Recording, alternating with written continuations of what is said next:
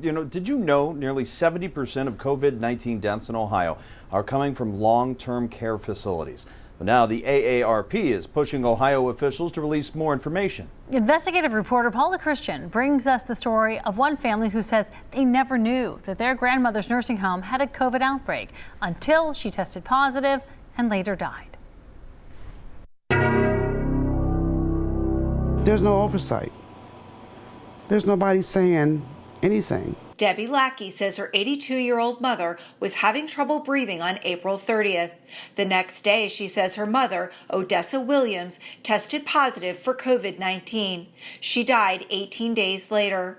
Lackey says Clovernook Healthcare never notified her about a COVID outbreak before her mother got sick. I never got a call about anyone in the nursing home having COVID. Lackey's daughter, Shannon Myatt, turned to the Ohio Department of Health's website, which reports weekly totals of nursing home COVID cases. When we found out she was positive, we looked on the ODH website and saw that there were 25 residents at the nursing home that were positive, and there were 4 staff members that were COVID positive. Governor DeWine announced a state order on April 13th requiring nursing homes to notify residents and their families within 24 hours if anyone tests positive for COVID.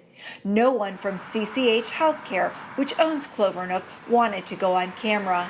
In a statement to the I-Team, Director of Operations Bob Zimmer says in part, Clovernook Healthcare is extremely diligent in following all recommendations to reduce the risk of transmission. In this regard, all appropriate letters and notifications were sent beginning on April 13th. But Lackey says she never got a phone call or a letter. There could have been a way for some of the seniors, had their families known, to be transported out of there. The state's most recent data shows 39 residents and 17 staff members at Clovernook have tested positive for COVID-19 since mid-April. Lackey says 3 other residents who lived on the same floor as her mother also died of COVID based on conversations she had with their families.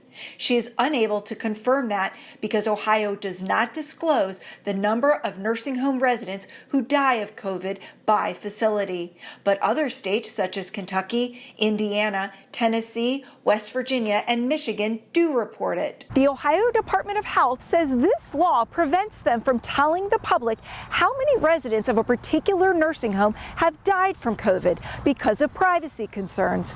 But the AARP says there's nothing in this law that prevents the state from releasing that information. We're in a pandemic where information matters. Elaine Ryan, Vice President for State Advocacy at AARP, wants Ohio to report the number of COVID cases and deaths at each long-term care facility on a daily basis.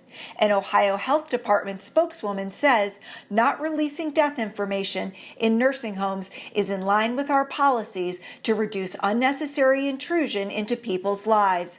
It is not fair to the family of the patient who passed away. Ryan says that information could save lives. Let the taxpayers know what's going on. Let families know how they can make life and death decisions. Pete Van Runkle, Executive Director of the Ohio Healthcare Association, says he wouldn't oppose the state releasing death rates at nursing homes. He says he has much bigger concerns right now. At the top of the list is getting COVID testing of nursing home staff returned more quickly. The National Guard is conducting this testing statewide. He says some nursing homes wait 14 days.